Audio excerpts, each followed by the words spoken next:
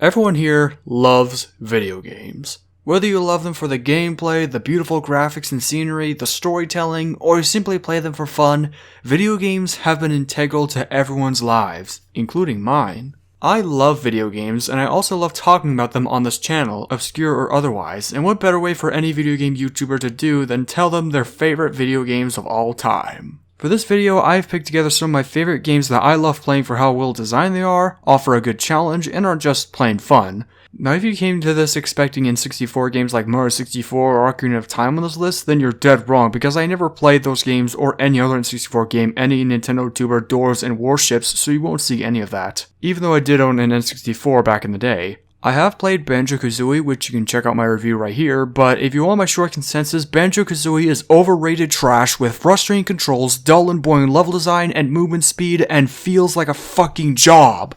Every platformer that came after it is demonstrably better. I'm primarily putting in games I have played and or grew up with, and I will give them scores from lowest to highest, except for my honorable mentions.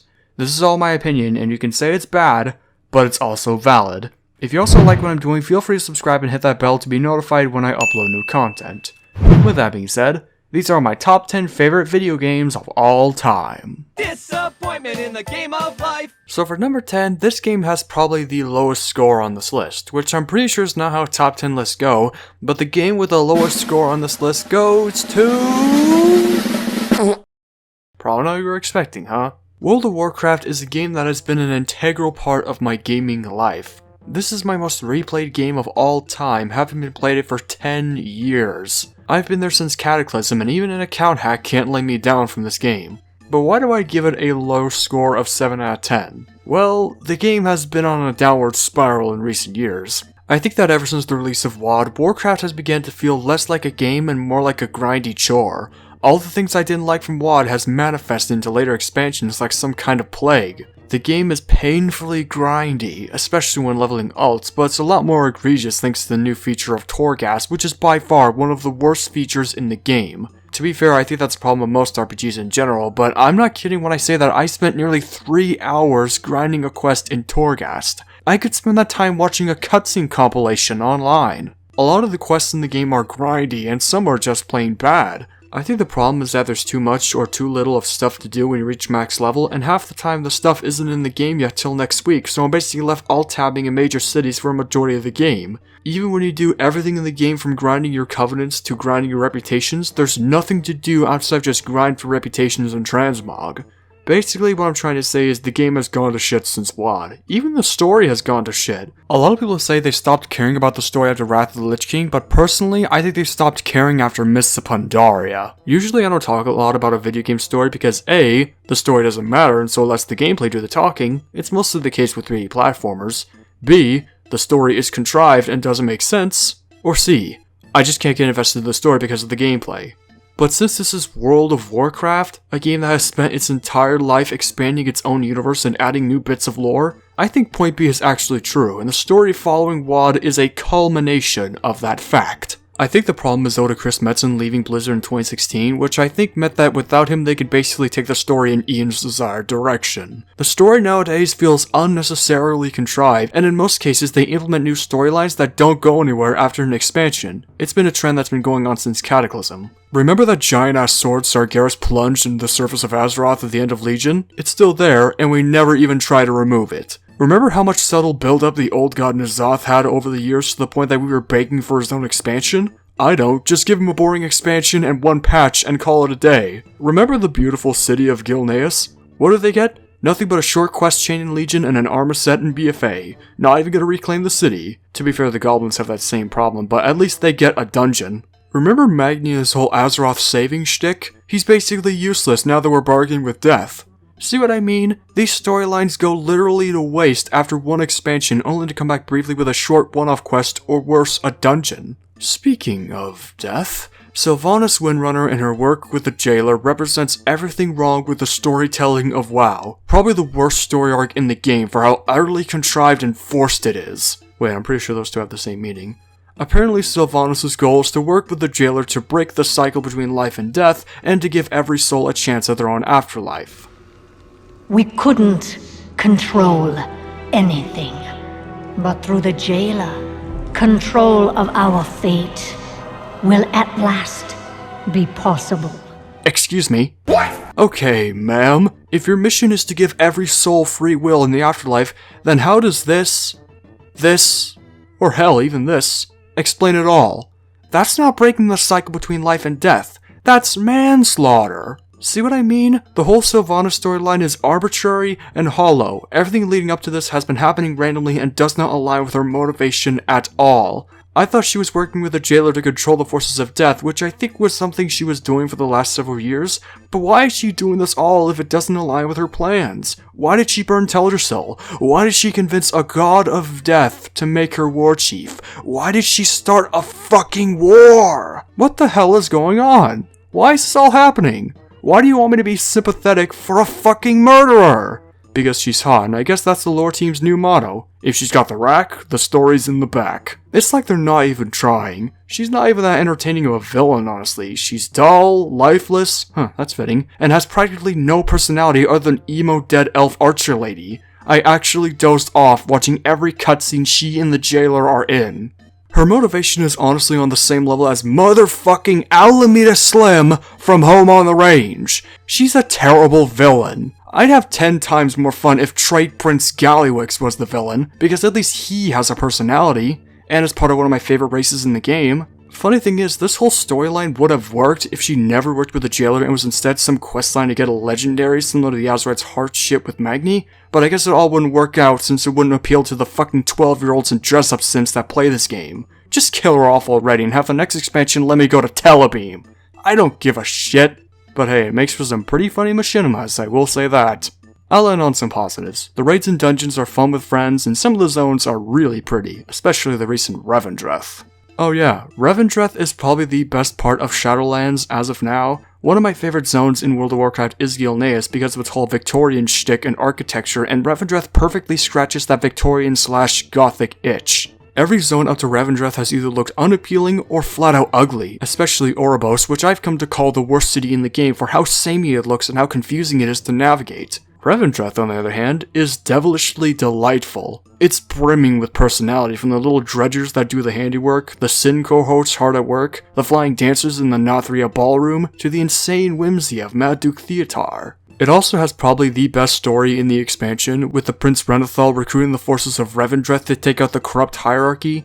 So good work, Blizz. Everything else in Shadowlands can die. No pun intended. Torghast can die, and Sylvanas can die. It sounds like I'm saying the game is bad, but really it's painfully average nowadays. I could give the game a low score, but honestly, I can't on account of how addicting this game is. Despite all these criticisms, I always find myself coming back to WoW. It is the gamer equivalent of crack. Or I guess Mountain Dew is the gamer equivalent of crack. I simply can't put the game down, and I think that's how it's going to be for the coming years. Unless they make another good expansion or some more spin-offs outside of Hearthstone, World of Warcraft is going to be that one game that I will always keep coming back to for many years to come. 7 out of 10. Could you include Steve from Minecraft on the new Super Smash Bros? For as much as I have a soft spot for Smash Bros. Brawl and Melee, I think the best Super Smash Bros. Game in my opinion is Super Smash Bros. Ultimate. While the single-player story and the online sucks, Super Smash Bros. Ultimate has everything a Smash Bros. Fan could ever ask for.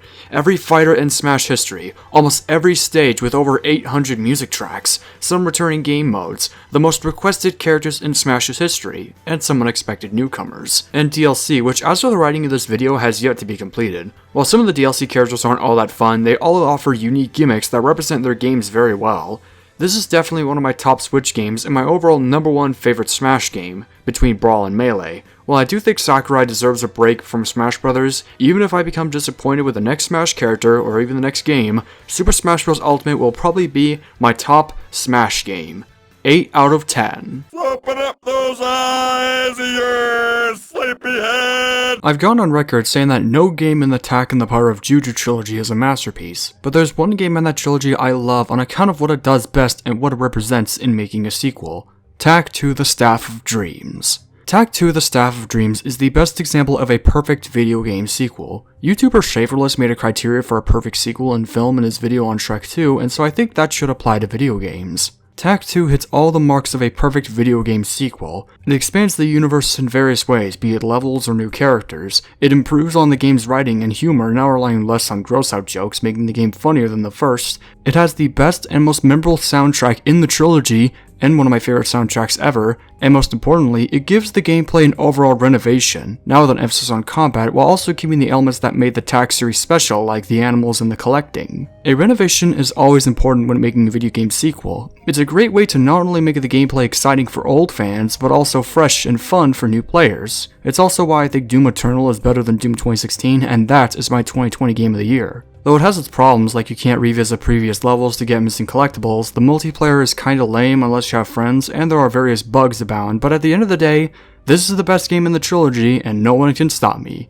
8.5 out of 10. But look guys, look, it's one of my greatest achievements. Wario is better than Mario, and here's why. He has a lot more personality than Mario, he's buff, he wears yellow, that's a really popular color. He has one of the best characters as a sidekick, and he has to his name his greatest achievement and possibly the best game on the Game Boy Advance, Wario Land 4. Wario Land 4 is always considered by others the magnum opus of Wario. I mean shit, there's even a book about Wario Land 4 going over aspects of the game's design. This is my favorite Wario game and one of my favorite Mario spin-off games all around. It has some fun, tight platforming, and a majority of the levels are well designed with specific gimmicks that make them stand out from each other, like the carpet in Arabian Night, the dominoes in Domino Row, and so on, and it makes these levels fun, challenging, and distinguished from each other. The transformations are also handy in these levels, and the game is bristling with personality that you won't find in any other Mario game, from Wario himself, the opening, which is one of the best I've ever seen in a video game period, the weird stuff throughout the game like the sound test room, and the music is great, from stepping into the uncanny valley to being catchy and overall fun. It's such a shame that Nintendo doesn't care about Wario other than putting him in car racers and party games. I would love to see a new Wario Land game in the future, or hell, at least a Wario 3D platformer, for as much as I doubt that will ever happen. Otherwise, I definitely recommend giving Wario Land 4 a chance, and also Wario Land Shake It, that's another one of my favorite Wario Land games. 8.8 out of 10. This isn't a normal basement at all! Every indie gamer's gotta start somewhere, right? If I were to make a list of my favorite indie games, I would put together games that got me into the indie scene, and made me more interested in games that aren't FNAF. I put together Castle Crashers, Katana Zero, and our 2 entries ahead in time, and the number 6 spot, Binding of Isaac. This is the game that introduced me to the magical, greed-free world of indie gaming, along with games like Castle Crashers and Super Meat Boy. Binding of Isaac is a fun roguelike game that's built on replay value thanks to its RNG, making some unpredictably fun scenarios. The music, new and old, is incredible and fits the creepy atmosphere of the game, and the art style is hauntingly charming and at times disturbing. But one thing I don't like is how they pixelize the entire game, because it basically erased the Newgrounds-esque charm of the original. Otherwise, the game is built off replay value thanks to not only its RNG, but also the secrets you can find throughout the levels, and the motivation to reach the alternate endings and offer yourself up a strong challenge. I think the last game I played that was built on replay value that wasn't Binding of Isaac was Katana Zero, and keep that name in mind because it will become important later. Otherwise, I had fun coming back to it recently, and I can't wait to come back to it with Binding of Isaac Repentance. 8.9 out of 10. Super Mario Sunshine! Hoo-hoo! Well, here's the obligatory Super Mario game just in case Wario Land 4 wasn't enough. Out of all the 3 games in the Mario 3D All-Stars collection on Switch, Super Mario Sunshine was the game I wanted to play the most, and now after replaying it on Switch, it is an absolute blast. FLUDD makes for a fun gimmick for platforming and puzzle solving, the music makes you feel like a kid again, and the game has some great graphics for its time, and really great slime effects, especially for a game on GameCube. The game is full of challenge, which, while frustrating thanks to some poor design decisions, it feels satisfying and fun to complete thanks to the puzzles and tight platforming. Some stuff in the game isn't great, of course, like the camera is very easy to get stuck in some platforming puzzles, and some of the platforming is pretty tricky, like the backwards long jump and the dive. It's also littered with a couple of frustrating design problems, but I think that's the power of it. The game is probably the most difficult 3D Mario game out there, and it makes it all the more satisfying to complete. The harder your challenge, the more satisfying and rewarding it feels to complete, and indeed, Mario Sunshine feels rewarding and satisfying to complete. If I ever have kids, I want to give this to my child so that I can witness the fun I had as a kid with my next generation. This is my favorite Mario game, and nobody can stop me. 9 out of 10.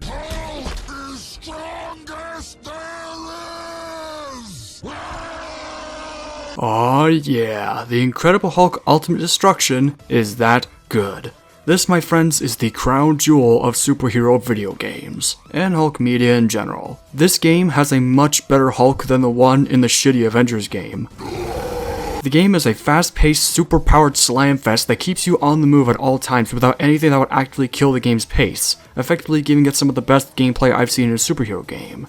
No minigames, stealth segments, none of that. It's simply incredible. The story, while not on the level of a AAA game, does the job done thanks to the work of Marvel writer Paul Jenkins. It's got some good performances, it has the best Hulk line ever written, and is home to the best Hulk villain ever created, Fight Me, the Devil Hulk. It has a shitload of abilities you can use to the point that it would rival the recent Avengers game, and it's definitely a game that deserves more respect than it got. Granted, the only problems I have with it is that its mission structure is repetitive and some of the side missions aren't really fun, but I genuinely prefer this over Spider-Man PS4 and Batman Arkham Asylum, even though I do have a soft spot for both of them. It's one of those games that deserves a remake, but I honestly doubt that will ever happen since Marvel is protective of its video game license nowadays. It truly is a masterpiece that I don't think can be replicated today, not even by Marvel themselves. Well, it actually has been replicated because that is Prototype, made by the same developer, which I never played, but I want to try it out someday. This is a game I would definitely recommend if you're either a superhero fan, a Marvel fan, or want to be cleansed from the Avengers game,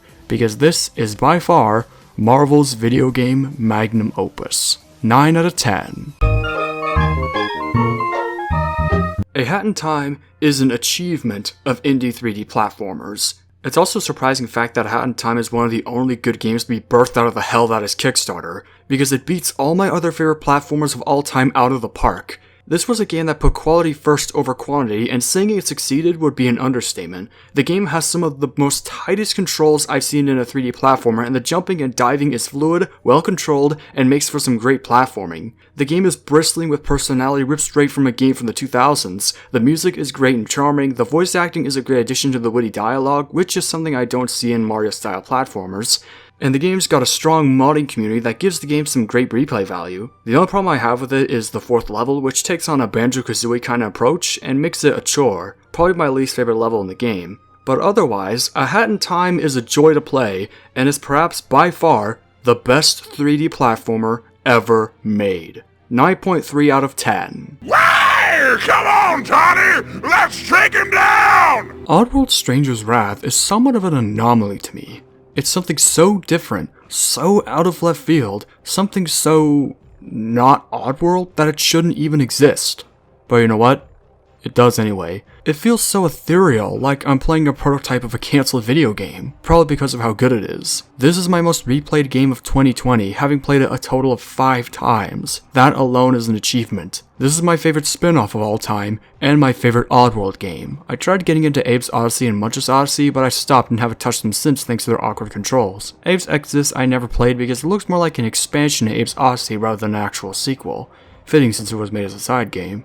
Stranger's Wrath, on the other hand, is a fun, tightly controlled masterpiece and full of creative variety thanks to its countless array of critters, each with their own unique uses and personalities. It's a game that mixes first-person and third-person gameplay so well that I don't think can be replicated today. It has the best music I've heard in any Western media, and one of my favorite soundtracks in a video game ever. It has one of the most genius plot twists I've ever seen in any media, which without spoiling, I'll just say it will subvert your expectations. It's really quotable. I can recall the countless times I've quoted some of the game's cutscenes and the banter shouted out by the Outlaws. It honestly sucks that the game isn't canon anymore because the game has so much potential for a sequel. Maybe with the new direction the Oddworld series is taking nowadays, I'm hoping to see either a reimagining or at least a new game inspired by Oddworld Stranger's Wrath. It's a game that I will definitely keep replaying for many moons to come. 9.5 out of 10. Before I go over number 1, I should go over some honorable mentions. These are the games that I still think are good, even great, but barely reach the top 10 status. I put some of these in my top 20s, but they are overall fun and memorable experiences that I'd recommend at least one playthrough of. Warhammer 40k Space Marine, a third-person shooter hack-and-slash hybrid developed by the people who made the Dawn of War games. Probably the only 40k game I will ever play, if not only for its gameplay. I'm not a fan of the strategy games that Games Workshop churns out nowadays, so this one is a very refreshing take on the grim future of 40k. It's very visceral and satisfying, and the story puts a heroic spin on the dark 40k universe, which while some people may not like it, I can appreciate it because it gives the Space Marines at least some levels of humanity that no other 40k game has. It's definitely a Warhammer game of which there will never be one of. It's also got some solid multiplayer if you're lucky to find any players. I'm also afraid I'm going to lower my review score of this game from an 8.9 out of 10 to an 8 out of 10. I still recommend it if you're a fan of Warhammer. League of Legends, one of those games where I play every once in a while whether I'm bored or just have some urge to touch it. Probably the most criticized honorable mention on this list because while some of the champions, unless they fit your playstyle, are fun to play and the game gets fun when you're busy, the matches are overly long and the game gets pretty boring after a while and the players often abuse the shit out of OB champions instead of simply having fun. Like, when was the last time you saw someone play Scion? Exactly. Unless you don't like the game itself, the guys at Riot, when not working on the game, make some pretty good content expanding their universe like animations, stories, and music, and one thing I can't wait coming out of Riot are their spin-off games that expand the universe of League in new ways of play, something at which other PC franchises like Team Fortress and Warcraft would do.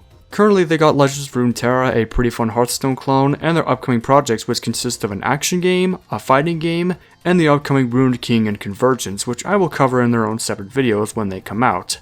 But right now, unless you're a stan of KDA, I wouldn't recommend League of Legends at all that much, but I put here in honorable mentions on account of addictability. Minecraft, the game that everybody and their grandma loves. Just like League of Legends, Minecraft is a game that I play at least once in a while, but in the case of Minecraft, I often play the Pocket Edition on my mobile device. It's a game that's impacted my childhood not just because of the overwhelming amount of content that came out around it, but also because of how innovative the game is. Imagination is king in the world of Minecraft, and unless you're playing creative mode, Minecraft perfectly innovates the player's imagination to build something, create new rules of play, and modify the very world around them. Or just to simply survive the world and defeat the Ender Dragon. Definitely one of the most important games to come out over the last few years. Too bad the game is tainted nowadays by cloud-hungry fuck-annoying Minecraft stans. Katana Zero, a fun 2D hack and slash with an 80s lo-fi aesthetic, an interesting story that builds up on mystery and intrigue and is full of hacking and slashing fun. Just like Binding of Isaac, Katana Zero is a game built on replay value. It purposely wants you to replay the game to take alternate choice routes and see how the game plays out. The gameplay is also satisfyingly fun, made possible thanks to the tight controls, the frantic action, and the slowdown ability. 2D stylized action games are a dynamic duo that works too well and scratches that fast-paced id I have. The game's also got a really fun 80s lo-fi aesthetic and the music is fire. I definitely recommend checking this game out. The Ori Duology, a set of Metroidvania games churned out of Microsoft. The Xbox Game Pass has given me some really fun games, and the Ori Duology might just be some of the best Metroidvania games I've played by a mile, and probably the best games Microsoft has ever churned out. All two of these games have tight, fluid platforming and well-designed puzzles that are fun, challenging, and satisfying to complete. The second game also has combat with a wide variety of abilities that also add up to the game's challenge, and side quests making more Metroidvania-esque than the first. The graphics are gorgeous and make the game look like a mix between 2D and 3D. The games also have some of the best storytelling I've seen in a video game that tell the story with so few words and are all enhanced by the emotional, orchestral, Pixar-esque score. If you have the Xbox Game Pass, these are games I definitely give a good playthrough, especially Will-O-the-Wisps. Doom Eternal, my 2020 game of the year and probably one of the best FPS games I've played in a while. It's a fun, fast-paced demonic murder mayhem with non-stop crazy action improved over the 2016 game with its faster pace and gimmicks that makes the combat more fun, nice platforming, a badass soundtrack, and is overall a hell of a lot of fun. Too bad it didn't receive a lot of awards last year. Fuck you, Jeff Keighley. Pizza Tower, a currently unfinished spiritual successor to Wario Land. This game is fast as hell, and just like Wario Land 4, Pizza Tower has some fun gimmicks in each level that make them stand out from each other. The game is wacky right down to the animations, which are all lively and expressive, and the music is amazing and I definitely recommend checking out. Currently the game doesn't have a release date, but you can keep up on developer updates by following Pizza Tower Guy on YouTube and Twitter and join the Pizza Tower Discord. Quality over quantity any day. Darksiders, a badass mashup between Legend of Zelda and God of War with the vision of comic book artist Joe Madureira. It's full of fun puzzle solving and fast-paced brutal action that keeps you on your toes, yet it's also loaded with tedious backtracking, at least until you get your horse. Probably gonna replay it sometime soon. And finally, Crash Bandicoot Wrath of Cortex, one of the first games I've ever played as a kid and the game that got me into Crash Bandicoot. I really wanted to put this game in my top 10s, I really did, but after replaying it recently, the game is piss easy, even by Crash Bandicoot standards. The game has tight platforming, at least on the PS2 version, and the music is great, but it feels all too basic, even by Crash Bandicoot standards. But you know what? I still had fun. Even though I like the new Crash 4, despite it being overly difficult, this game holds a special place in my heart on account of getting me into video games and deserves to be number 11 in my top 20 favorite games of all time. Now then, it's Number 1. While writing this script, I have not played the number 1 game on this list in a long time, but after playing it for this video, I finally realized... Yes, Metal Gear Rising Revengeance, out of all video games, is perfect. Probably the only game I have ever played that I will actually rate a 10 out of 10. Everything about this game is a commitment not only to gaming as entertainment, but to the art of badassery as a whole, all thanks to the work of Platinum Games, who I really want to see more of their work. To describe Metal Gear Rising, I would say it is the most Hollywood video game in the world. What do I mean by this? Well, think about the MCU, the Fast and the Furious movies, the Transformers movies, basically any action movie you can think of. That's Metal Gear Rising to a T in the form of a video game. Big loaded action and an over-the-top story that comes straight out of an action flick. It's never afraid to take itself less seriously, the gameplay is satisfying, well-controlled, and visceral with fun combos that are satisfying to pull off. The music is phenomenal, probably my favorite video game soundtrack ever. Every time I listen to it, it makes me want to shit myself. Armstrong is such a fantastic villain in every way. Funny, difficult, has multiple phases, and his motivation makes you kinda agree with him. And overall, the game is what I see as a true gaming masterpiece. It is 10 out of 10 S-tier perfection in the form of a video game, and I can't help but love it. It's more 10 than The Last of Us, more 10 than Ocarina of Time, and definitely more 10 than Fortnite. This is probably the only Metal Gear game I will ever play. Not saying that Metal Gear Solid is bad, but I just never thought of playing it. Metal Gear Rising on the story side of things is more than just an amazing hack and slash. Metal Gear Rising is a game about identity, morality, being a hero, and the effect of fighting on both a person and the economy. It's about Raiden going through a journey to discover what it means to fight, and why he's doing it all, and whether or not it is all justice. The character's motivations, ideals, and the theme of war and justice are expertly conveyed through the lyrics in the excellent songs played in these boss fights, from Rules of Nature to It Has to Be This Way. This game is a special kind of magical that I don't know can be replicated anywhere else, except in the other games Platinum has. Plus, you can play the game wearing a poncho and sombrero. Need I say more? How Kojima approved of this product is beyond me, but all of this is why I love Metal Gear Rising, and why I give it that rare, that coveted 10 out of 10. Well, those are my top 10 favorite games of all time. Hopefully I won't get a lot of hate for not putting Ocarina of Time or Super Mario 64 on this list. If you made it to the end of this video, good on you. I'm glad I made this video, and if you enjoyed it, maybe I'll make another list like this one. Have a nice day, and I'll see you next time.